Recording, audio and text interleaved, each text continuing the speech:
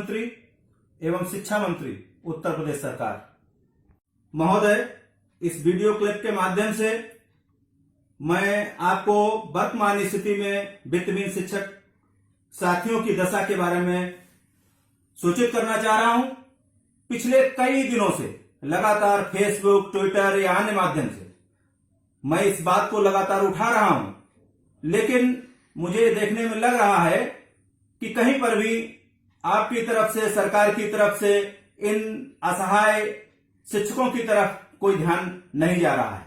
महोदय, आपसे बार बार आग्रह है, विद्यालय में फीस आ नहीं रही है और फीस न आने की दशा में इनको विद्यालयों के द्वारा वेतन अवमुक्त किया जाना संभव नहीं है।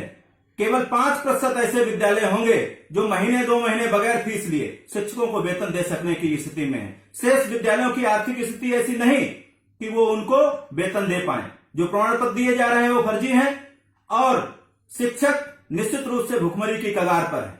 कई जगह तो सुनने को आया है कि उन्होंने आत्महत्या भी की है। ये बहुत खेद का विषय है। महोदय, इस पर तत्काल ध्यान दिया जाए और उनके अकाउंट नंबर में एक निश्चित धनराशि उनके जीवन यापन के लिए दी जाए। एक और विषय है, उस तरफ भी मैं आपका ध्यान आकर्षित कराना चाहूंगा। जो हमारे राजकीय विद्यालय हैं, जो एडेड विद्यालय हैं, उन विद्यालयों में आपके द्वारा जो दिए जाने वाला डीए है उसको फ्रीज कर दिया गया है।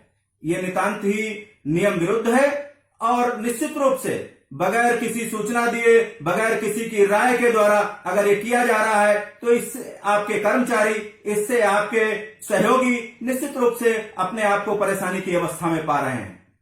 एक बात और, मैं इस समय इसी क्लिप में माननीय शिक्षक विधायक उमेश द्विवेदी जी से भी आग्रह करना चाहूंगा कि वो वित्तहीन साथियों की त्याग और तपस्या से यहां तक पहुंचे हैं और आज सत्ता के अंग हैं, सरकार में हैं, तो उनकी ये विशेष जिम्मेदारी है कि वो तत्काल सरकार से शिक्षक साथियों के लिए ये एक धनराशि अवमुक्त कराएं और अगर ऐसा वो नहीं कर सकते तो सत्ता में रहने के हकदार नहीं है। निश्चित रूप से उन्हें उस पार्टी से त्याग पत्र दे देना चाहिए। मुझे दोनों लोगों से 4 पंक्तियों के माध्यम से अपनी बात कहते हुए अपनी बात को समाप्त करना है। माननीय उमेश द्विवेदी और हमारे उप मुख्यमंत्री और जो शिक्षा मंत्री भी हैं उनको कहना है कि कोई उनको बताए कि हवाएं और लहरें किसी के बस में नहीं होती। कोई उनको बताए हवाएं और लहरें किसी के बस में नहीं होती और हवाएं अफसरों की मुट्ठियों में, हथकड़ियों में, कैद खानों में नहीं रहती। हवाएं अफसरों की मुट्ठियों में, हथकड़ियों में, कैद खानों में नहीं रहती।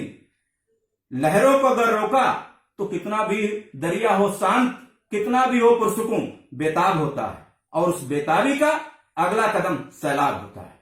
निश्चित रूप से अगर इन मांगों पर ध्यान नहीं दिया गया तो इस शिक्षकों का सैलाब सरकार के विरुद्ध सड़कों पर उतरेगा।